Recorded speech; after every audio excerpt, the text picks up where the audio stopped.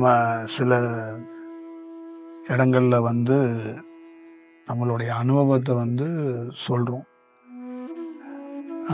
இதோடைய நோக்கம் என்னவாக இருக்கும், என்னவாக மாறணும், என்னவாக மாறப்போகுது, 2-3 விதமாக இதை வச்சுக்கலாம்.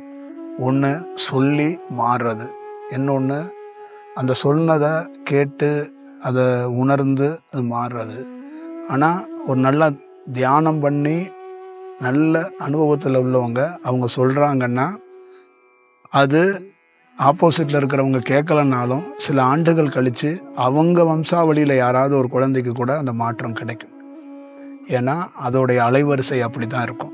அதனால தான் யார் இருந்தாலும், யார் கேட்டாலும், யார் கேட்கலனாலும் இந்தியாவில் பாரம்பரியமான எத்தனையோ துறவிகள் தன்னுடைய எழுத்தையோ, தன்னுடைய உரையையோ, தன்னுடைய அந்த பிரயாணத்தை ரொம்ப நுட்பமாக செஞ்சு வச்சாங்க. நீங்கள் இதை பற்றி அவ்வளோதான் ஆய்வு பண்ணியிருக்க மாட்டீங்க. நிறையா ஊரில் பரதேசி மாதிரி நிறையா சாமியார்கள் இப்போ கிடையாது, ஒரு 500-1000 ஆண்டுகளுக்கு முன்னாடி நிறைய நகரங்களில் சுற்றி இருக்கிறாங்க. அப்போ அந்த நகரங்களில் சுற்றப்பட்டது எல்லாத்துக்குமே என்ன காரணம்னா, அந்தந்த பகுதியில் நல்ல தண்ணியோ, நல்ல காற்றையோ, நல்ல தன்மை அப்படிங்கிறத அதை உருவாக்குறதுக்காக தான் அவங்க அந்த ஊரில் போய் ஒரு 10 நாள் 20 நாள் எங்கேயோ ஒரு மரத்தடியிலையோ கோயில் வாசல்லையோ படுத்திருப்பாங்க. பார்க்குறவங்களுக்கு அந்த ஊரில் இருக்கிற பெரிய மனுஷனுங்க, மெட்டா மிராசாக இருக்கிறவங்க, ஏழையாக இருக்கிறவங்க, அந்த தோட்டந்துறவுக்கு வேலைக்கு போகிறவங்க, எந்த ஊர்லேருந்தோ ஒரு சாமியார் இங்கே படுத்து கிடக்கிறாரு அப்படின்னு தான் தோணும்.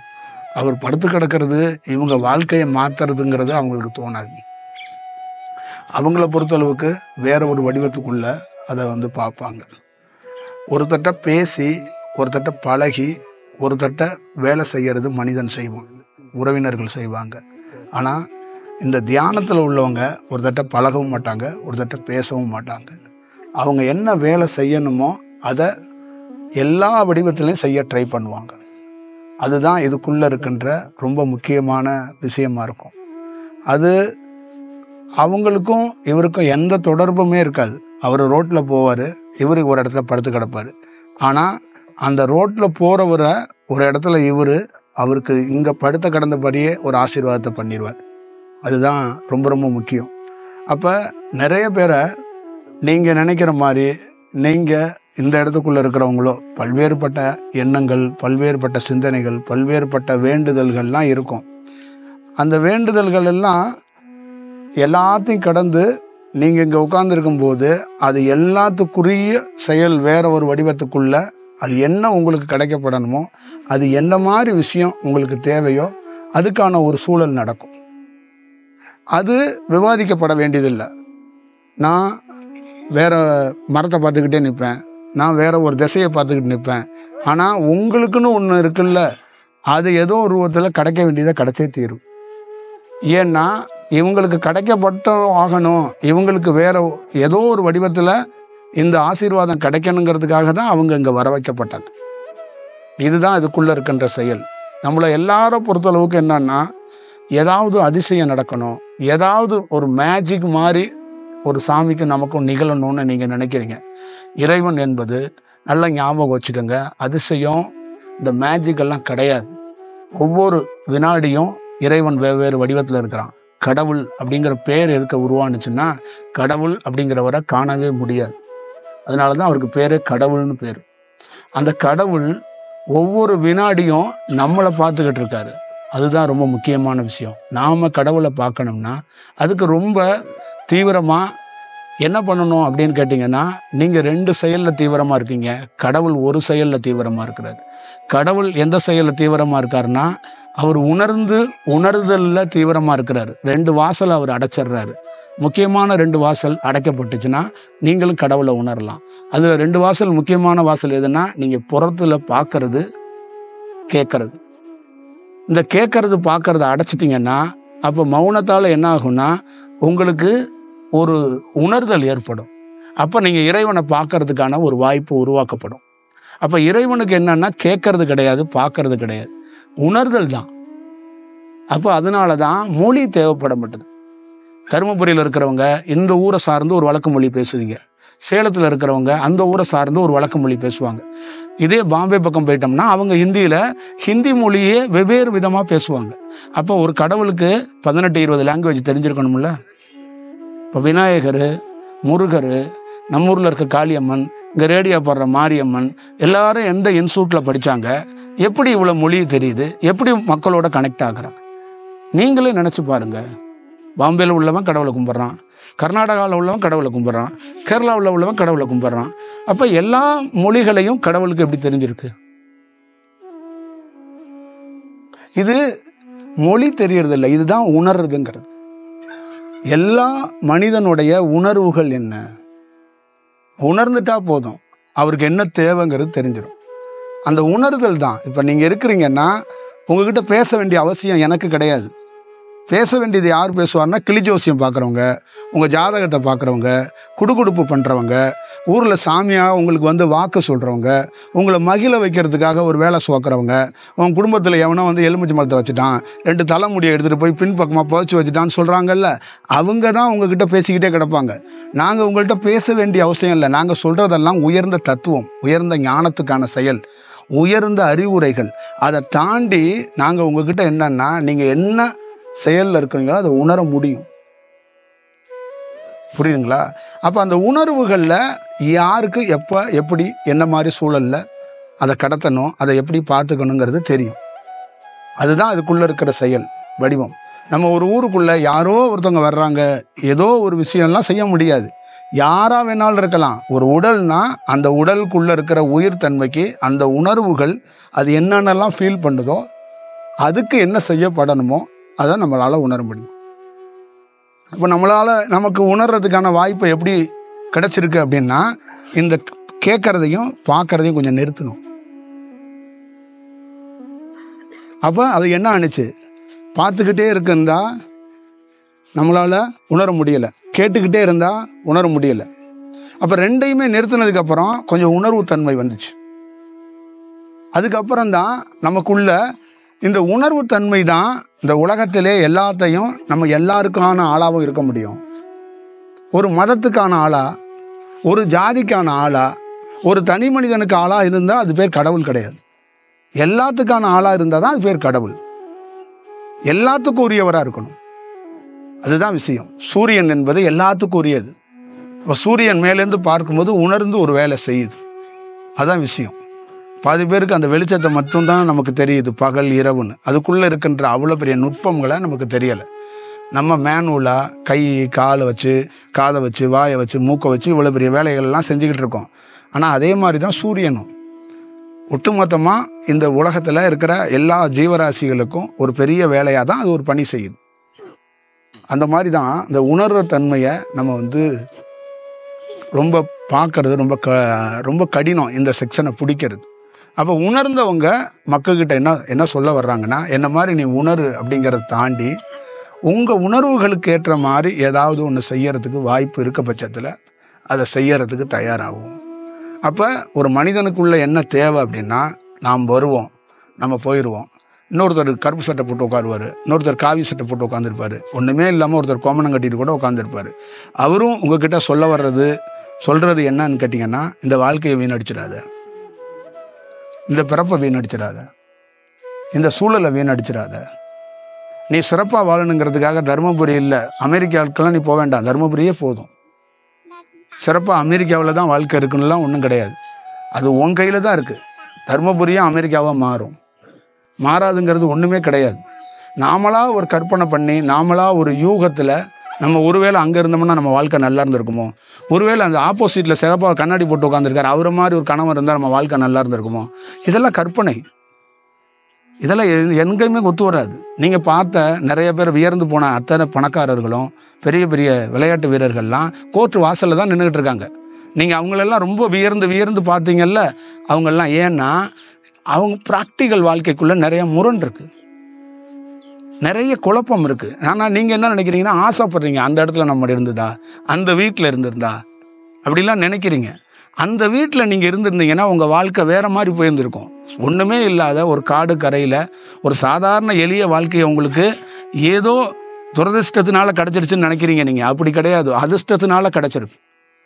நீங்கள் இப்படி தான் இருக்கப்படணும் அப்படின்னு இயற்கையோட அமைப்பு.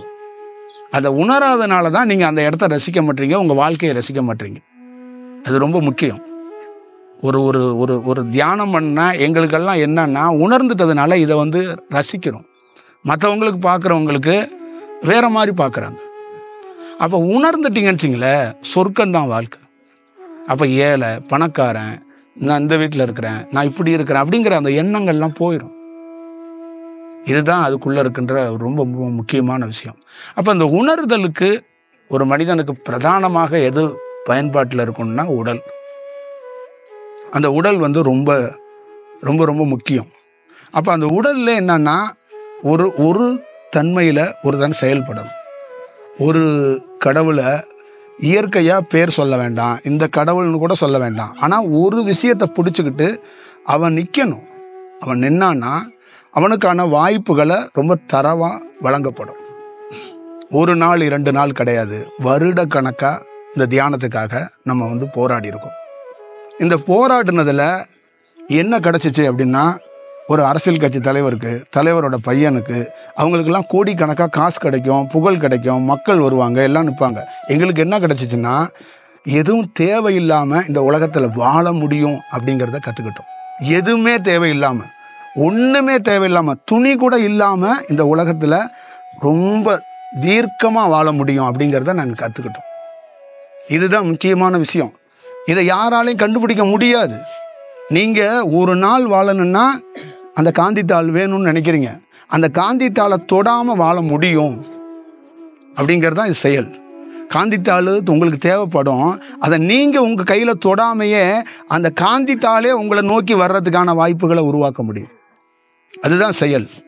நல்லா ஞாபகம் வச்சுக்கோங்க, ஒரு மனிதனுக்கு பணம் வரும், ஒரு மனிதனுக்கு பணம் வராது. பணம் வரும்னு தெரிஞ்சவனுக்கு அதை என்ன பண்ணணும், வரும்னு தெரிஞ்சவன் உணர்ந்துட்டானா அவன் திருட மாட்டான். ஆனால் வரும்னு தெரிஞ்சும் பணம் வந்துக்கிட்டே இருக்கும், அவன் எது செஞ்சாலும் தொழிலில் சக்ஸஸ் ஆகிட்டே இருக்கும். ஆனால் அவனை நோக்கி பணம் வருதில்ல, அது இயற்கையாக வரவிட மாட்டான். அதை இவன் ஒரு டெக்னிக் பண்ணுவான், இவன் அதுலேருந்து இதை எடுத்து போடுவான், இதுலேருந்து அதை எடுத்து போடுவான். அப்போ இயற்கையாக வர்ற பணத்தை சட்ட ரீதியாக வேறு மாதிரி அது இதுன்னு சொல்லி அதை திருடுறதுக்கான ஒரு வாய்ப்பை உருவாக்குவான். இப்போ பணமே ஒருத்தனுக்கு வராது, தொழில் பண்ணிக்கிட்டே இருப்பான்.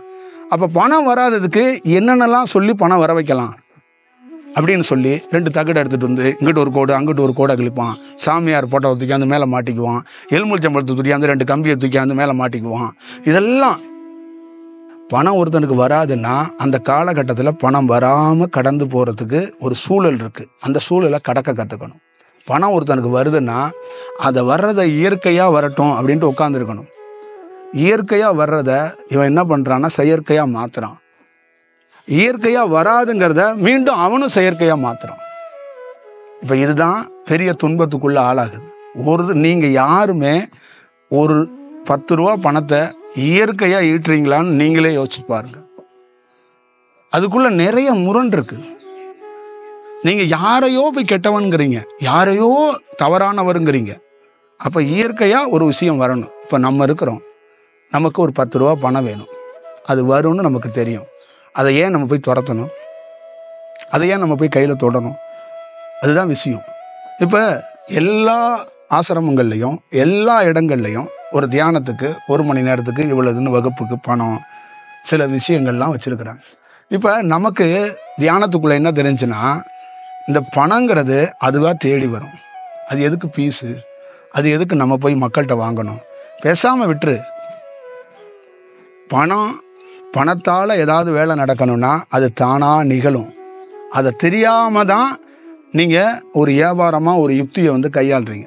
அப்போ தெரிஞ்சதுனால நான் என்ன பண்ணிட்டேன்னா, அந்த பணம் வர்றதுக்கான காலம் இருக்குது, அதை பெருசுப்படுத்த வேண்டாம், அதை போய் மக்கள்கிட்ட கேட்க வேண்டாம், அதை பீஸுன்னு சொல்ல வேண்டாம், எதுவும் சொல்ல வேண்டாம், விட்டுருவோம். நம்ம பாட்டில் இறைவன் இந்த வேலையை கொடுத்துருக்கான், அந்த வேலை செய்வோம் அப்படின்ட்டு இறங்கி போனால், நான் போகிறேன்ல, நான் போகணும்னா என்ன பண்ணணும்? ஒரு இடத்துலேருந்து இன்னொரு இடத்துக்கு போகணுன்னா பஸ்ஸில் போகணும், இல்லை ஏதாவது ஒரு வாகனத்தில் போகணும்ல. அதுக்கு தேவையானது அது தேடி வருது. ஏன்னா அது தேடி வரும், அதை நம்ம வற்புறுத்த வேண்டியதில்லை. நீங்கள் என்ன பண்ணுறீங்கன்னா, ஒரு 5000 ரூபா கொடுத்துருங்க அப்படின்னா வற்புறுத்தல். அதுவாக நடந்துச்சுன்னா அது பேர் வற்புறுத்தல் கிடையாது. இப்போ இங்கே எல்லாத்துக்குள்ளே என்னன்னா, உன்னை தேடி, அதனால தான் இறைவனை பணத்தை என்ன சொன்னான்னா மகாலட்சுமின்னு பிரித்தான். கல்வி என்ன பண்ணான்னா அதையும் கடவுளாக கொண்டு போய் சரஸ்வதினு பிரித்தான். இது எல்லாமே தேடி தான் வரும். நாம் நாய் பொழப்பா தேட வேண்டியதில்லை. இந்த சூட்சமம் நிறைய பேருக்கு தெரியாது. அதனால தான் ஒரு துறவி கூட என்ன பண்ணிகிட்டு இருக்கான், வருட கணக்காக இறைவனுக்காக பணி செஞ்சுக்கிட்டே இருப்பான். ஒரு பெரிய 40 பேர்த்துக்கு பணி செஞ்சுட்டான். அடுத்தது 45 பேருக்கு பணி செஞ்சுட்டான். அடுத்தது 49வது பேர்த்துக்கு பணி செய்கிறான். 50வது ஆளுக்கு பணி செய்கிறான். அப்போ என்ன பண்ணாருன்னா, அவர் திடீர்னு ஒரு 3 பாக்ஸ் ஃபுல்லாக பணத்தை எடுத்தாந்து அவர் காலடியில் வச்சுட்டு போயிட்டார். நீங்கள் ஏதாவது பண்ணுங்க, நீங்கள் கேட்டால் வாங்கிக்க மாட்டீங்க, உங்ககிட்ட கொடுத்தாலும் நீங்கள் வேண்டான்றீங்க, எனக்கு என்னமோ தெரில உங்களுக்கு கொடுக்கணுன்னு கீழே வச்சுட்டு போயிடுவான். அப்போ இவர் மேலே பார்த்தாரு, இறைவனை பார்த்தாரு, யோசித்தார். அப்போ என்ன இறைவன் வந்து சொன்னான்னா, நீ உன் வேலையை இதுக்கு தான் நீ ஏங்குறன்னு இல்லாமல் உன் கடமையை நீ செஞ்சனா உன்னை தேடி இது வரும். இந்த உலகத்திலே நல்லா ஞாபகம் வச்சுக்கோங்க, உங்கள் இதயத்தில் கையை வச்சுக்கோங்க. இந்த உலகத்திலே ஒருத்தர் பார்க்க முடியாத ஒரே விஷயம் கடவுள். கடவுளே ஒரு மனிதனை தேடி வந்தால் பணமோ கல்வியோ உங்களை தேடி வராதா? இதுக்கே நம்ம நாய் பாடாத பாடா தேடி போகணும். இதை உணர மாட்டாங்க, இதை வந்து பார்க்க மாட்டாங்க. ராமகிருஷ்ணர் தன்னுடைய சீடர்களுக்கு சோறு போட காசு கிடையாது. விவேகானந்தர் அவருக்கு சோத்துக்கு காசு கிடையாது. இன்னைக்கு ராமகிருஷ்ணர் பேரில் எத்தனை கோடி இருக்குன்னு நீங்களே ஆய்வு பண்ணிக்கங்க. விவேகானந்தர் பேரில் இந்தியாவில் எத்தனை பள்ளிக்கூடங்கள் இருக்குது, எத்தனை கல்லூரி இருக்குன்னு பார்த்துக்கோங்க. இதெல்லாம் என்னன்னா, இதுதான் ஈர்ப்புங்கிறது. அதுவாக நிகழ்கிறது, நாம் நிகழ்த்துறது கிடையாது. இது ரொம்ப அவசியமாக இதெல்லாம் உணர்ந்துட்டோம்ச்சிங்களே, உங்களை வட்டமிடும். ஒரு பட்டாம்பூச்சி எப்படி ஒரு மலரை வட்டமிடுதோ, அந்த பட்டாம்பூச்சிக்கும் அந்த மலருக்கும் தெரியும் இதுக்குள்ளே என்ன இருக்குது அப்படின்னு தெரியும். அதே போல தான் நீங்கள் உணர்ந்துக்கிட்டு அலட்டிக்காமல், நான் ஏழை பணக்காரன் அதெல்லாம் இல்லை, உண்மையாக இருந்து களத்தில் பணி செய்யுங்க. உங்களை தேடி ஒரு விஷயம் வந்தே தீரும். அதுதான் ஈர்ப்புங்கிறது, அதுதான் உண்மை தத்துவம். புரியுதுங்களா? நாகத்தை எதுக்கு எல்லா யோகியும் சிவபெருமான் வரைக்கும் நாகத்தை ரொம்ப எல்லா பேரும் நாகத்தை வணங்குறாங்க, நாகத்தோடு இருக்கணும்னு நினைக்கிறாங்கன்னா, நாகத்துக்கு தான் உணர்வு சக்தி அதிகம். 2வது யோகிகள் ரொம்ப பவர்ஃபுல்லாக வணங்கக்கூடிய ஆள் யார் எது தெரியுங்களா? ஆமை. அது உணரும். அது உணர்வு மட்டும் இல்லாமல் இங்கேருந்து இன்னும் தொலைவில் இருக்கிற தூரத்தில் கவனத்தை வைக்கிறோம், அந்த செயலும் அதுகிட்ட தான் இருக்கு. இதெல்லாம் யோகிகள் வந்து ஞானிகள் வந்து குறியீடாக வச்சுருக்காங்க. இந்த ஆமையை, நாகத்தை. சில பேர் சொல்லுவாங்களா, ஆமை பூந்த வீடு விளங்காதுன்னு. ஆமை இல்லாத இடத்துல சித்தர்கள் இருக்க மாட்டாங்க. நானே ஆமை தான் அப்படின்னு ஒரு சித்தர் சொல்றாரு. புரியுதுங்களா? நானே ஆமைதாப்பாங்கிறாரு. இன்னொரு சித்தர் சொல்றாரு, நானே நாகந்தாப்பாங்கிறார். நாகத்துக்கு காது இருக்கா, எது இருக்கா, என்ன இருக்காலாம் நீங்கள் போய் கேட்டிங்கன்னா இருக்காது. ஆனால் என்ன இருக்கோ உணர முடியும். அதால் அந்த உணர்தல் தான் ஒரு பெரிய வேலையை பார்க்க வைக்கும், பெரிய விஷயத்தை உங்களுக்கு செய்ய வைக்கும். இப்போ இந்த மலையை சுற்றி இந்த இடம் இதெல்லாம் எதுக்குன்னா, ஒரு உணர்ந்த ஒரு ஒருத்தங்க வர்றாங்கன்னா அதுக்கேற்ற இடத்த பிரபஞ்சம் தீர்மானிக்கும். அதுதான் ரொம்ப முக்கியம். அது நீங்கள் வந்து ஒவ்வொருத்தருக்குள்ளேயும் நம்ம வந்து நீங்கள் புரிஞ்சுக்கிட்டீங்கன்னு வச்சுங்களேன், உங்களுக்கு நான் வந்து ஆசீர்வாதம் பண்ணி எலுமிச்சம்பழம்லாம் கொடுக்க வேண்டியதில்லை, தானாகவே வழிவிடும். 10 நாள் 20 நாள் 10 மாதம் கூட துன்பப்படுங்க. ஆனால் இயற்கையாக ஒரு விஷயம் நடக்க தொடங்கிருச்சுன்னா நீங்கள் உங்களை யாரும் எதுவும் செய்யவே முடியாது. நல்லா ஞாபகம் வச்சுக்கோங்க, ஒரு மனிதருடைய கட்டுப்பாட்டில் உங்களுக்கு சொந்தக்காரர் மாவட்ட செயலாளராக இருக்கலாம், எம்எல்ஏவாக இருக்கலாம், எம்பியாக இருக்கலாம், மந்திரியாக இருக்கலாம். ஆனால் இயற்கையோடு நீங்கள் கனெக்ட் ஆகிட்டீங்கன்னு வச்சுங்களேன், எந்த மனிதனாலையும் உங்களை எந்த செயலும் செய்ய முடியாது. அதுதான் நிரந்தரமான பாதுகாப்பு. அது உங்களை வழிநடத்தும். உங்களுக்கு தேவையானதை அது வந்து கொடுத்துக்கிட்டே இருக்கும். அப்போ நீங்கள் என்ன பண்ணுவீங்க? எந்த துறவி திருடனா, எந்த ஞானி திருடனா? அப்போ அவனுக்கு என்னென்ன தேவை? நீங்கள் நல்ல ஞாபகம் வச்சுக்கோங்க, நம்ம ஊர்லேயே எல்லாம் எத்தனையோ ஊர்களுக்கு நீங்கள் போயிருப்பீங்க. அந்த ஊரில் பெரிய பெரிய ஆட்கள்லாம் இருப்பாங்க. அவங்க ஒரு ஏழையை கூப்பிட்டு நம்ம வீட்டில் உட்காந்துங்க சாப்பிடுங்க அப்படின்னு சொல்லுவாங்களான்னு தெரியாது. ஆனால் ரொம்ப பிரபலமாக இருக்கிற யாராவது ஒரு ஞானியோ இல்லை யாராவது ஒருத்தர் வர்றாரு ரோட்டில்னா அவங்க வீட்டில் கூட்டிகிட்டு போய் உட்காருங்க சாப்பிடுங்கன்றுவாங்க. இப்போ அவன் என்னமா நினைப்பான், எனக்கு கொடுக்காதரா ரெஸ்பான்ஸை, அங்கே ஒருத்தனுக்கு பாருங்க அவனோட மிங்கிள் ஆகுடா. புரியுதா? நான் தங்கத்தட்டில் சோறு திங்க வந்தவன் இல்லை, அதை நீ உணர்ந்துக்க. புரியுதா? நீ எனக்கு தங்கத்தட்டில் சோறு போட்டு தான் நான் உனக்கு ஆசீர்வாதம் பண்ணணும்னா நான் ஒரு கோமாளி சாமியார். புரியுதா? எனக்கு சொகுசாக ஒரு 4 பாடிகார்டெலாம் போட்டு எனக்கு மயில் இறக்கில் விசிறனா நான் தான் முட்டாள் சாமியார். இதெல்லாம் இல்லாமல் கண்டறிகிறவன் தான் உண்மையான பிரபஞ்சத்தோடைய பிள்ளைன்னு சொல்லுவாங்க. அப்போ ஏழை பணக்காரெல்லாம் இல்லை. புரியுதா? உன் வீட்லேயும் வாசப்படியிலையும் நான் படுப்பேன். யார் வீட்டில் வாசலில் வேணாலும் படுக்க முடியும். அதுதான் கண்டறியறது, அதுதான் உணர்ந்து வேலை செய்யறது. இது ரொம்ப முக்கியம். அப்போ நீங்கள் உணராததுனால தான் ஒவ்வொரு மனிதருக்குள்ளேயும் வெவ்வேறு விதமான குழப்பங்களும் வெவ்வேறு விதமான கஷ்டங்களும் வெவ்வேறு விதமான சங்கட்டங்களையும் நீங்கள் அனுபவிக்கிறீங்க. நீங்கள் அலட்டிக்காதீங்க. வாழ்க்கையில் ஒவ்வொரு விஷயமும் என்னுடைய லைஃப்பில் முக்கியமான இடங்கள் எல்லாம் நான் கடந்திருக்கிறேன். நீங்கள் லைஃப்பில் யாராலையும் எதிர்பார்க்க முடியாத பெரிய பெரிய திருப்பங்கள் எல்லாம் நான் சந்திச்சிருக்கிறேன். தேனியில் ஒரு வகுப்பு, அந்த இதே மாதிரி உடல் சம்பந்தமாக ஒரு இடம், விவேகானந்தருடைய ரொம்ப முக்கியமான ஆசிரமாகும். அந்த வகுப்பை முடிச்சுட்டு நான் ஒரு இடத்துல தங்கணும். அப்போ 3-4 இடங்கள் நமக்கு பார்க்கப்படுது. அப்போ நமக்குள்ளுடைய ஆன்மா ஒரு இடத்த தேர்வு பண்ணுது. நான் அந்த இடத்துக்கு போனதே கிடையாது. இரவு 9-10 மணி ஆயிடுச்சு. அப்போ நம்ம சொல்லி அந்த இடத்துக்குள்ளே இது மாதிரி ஒரு அடையாளத்துக்குள்ளே ஒரு இடம் பாரு, இவ்வளோதான் நான் சொல்லியிருக்கிறேன். இது மாதிரி ஒரு அடையாளத்தில் தங்கிறதுக்கு ஒரு இடம் பாரு. அவன் அது மாதிரி ஒரு அடையாளத்துக்குள்ளே ஒரு இடம் பார்த்தாச்சு. இரவு போகிறோம், அங்கே போய் இரவில் போய் அங்கே அந்த இடத்துல ஸ்டே பண்ணுறோம். அப்போ எனக்குள்ளே எதுவுமே உணர்த்தப்படலை. எந்த மாதிரி அடையாளத்துக்குள்ளே சொல்லப்பட்டதோ அந்த அடையாளத்துக்குள்ளே வந்துட்டேன். ஆனால் அந்த இடம் என்ன மாதிரி இடங்கிறது தெரியாது. அப்போ நம்ம போய் இரவு தங்கினதுக்கப்புறம் அடுத்த நாள் காலையில் அடுத்த நாள் மாலைக்குள்ளே அந்த இடம் ரொம்ப அதிசயமான இடம். அந்த இடம் ஒரு ஒரு மிக ஒரு மிக மிக அற்புதமான ஒரு இடம். அப்போ அந்த இடத்துக்குள்ளே போகிறதுக்கான வாய்ப்புகளை வரும்போது நமக்கு ஒரு பெரிய பிரமிப்பையும் பெரிய ஆச்சரியத்தையும் ஏற்படுத்துனுச்சு. ஏன்னா ராமாயணம் தொடங்கப்பட்ட இடம் அந்த இடம், ராமாயணம் முடியப்பட்ட இடம் அந்த இடம், கீதை உருவாகிறதுக்கு கிருஷ்ணன் புறப்பட்ட இடம் அந்த இடம். அப்போ அந்த இடத்த எப்படி தேர்வு செய்து நம்மளை கொண்டு போய் ஒரு விஷயம் உட்கார வைக்குது. எங்கள் ஊரில் ஒரு கோவில் இருக்குது, நீங்கள் வாங்க, பின்னாடி ஒரு சாமி இருக்குது முன்னாடி ஒரு சாமி இருக்குன்னு ஒரு மனிதர் கூட்டிகிட்டு போகிறது ஓகே. எதுவுமே இல்லாத உருவமே இல்லாத ஒரு அசரி ரீதியாக ஒரு வார்த்தை மட்டும் ஒரு இடத்துக்கு கூட்டிகிட்டு போகிறது என்ன சொல்லலாம்?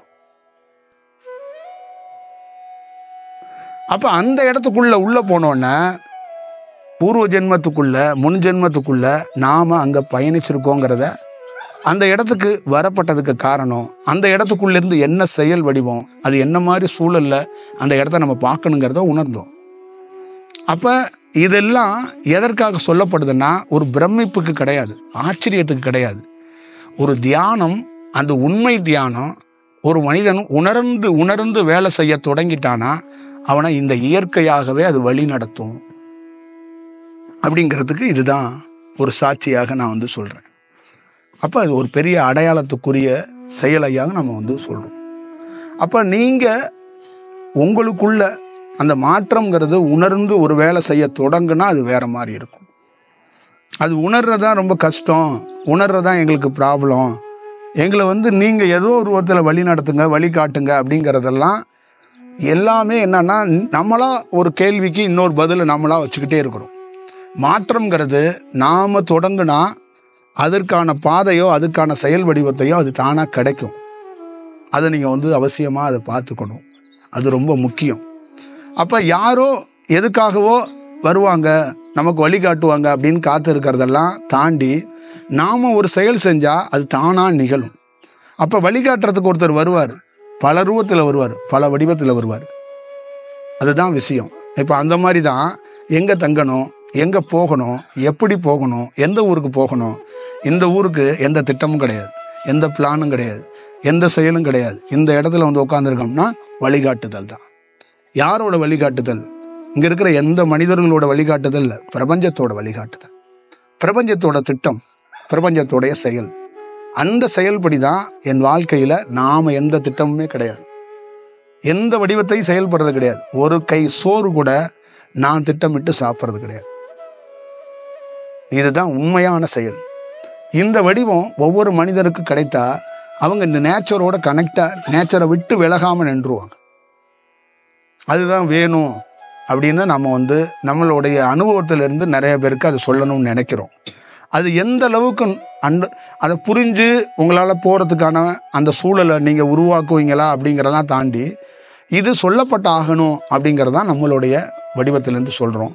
நீங்கள் கொஞ்சம் யோசிங்க, ஒரு 10 நிமிஷம் வேணால் பிரேக் எடுத்துகிட்டு அதுக்கப்புறம் இது சம்மந்தமாக உங்களுக்கு எதெல்லாம் டவுட் இருக்கோ, இல்லை இதெல்லாம் தாண்டி நீங்கள் ஒரு மனநிலையில் ஒரு ஸ்டேட்மெண்ட் எடுத்துகிட்டு வந்திருப்பீங்க, அந்த ஸ்டேட்மெண்ட்லாம் நீங்கள் சொல்லுங்கள், என்னன்னு பேசிடலாம்.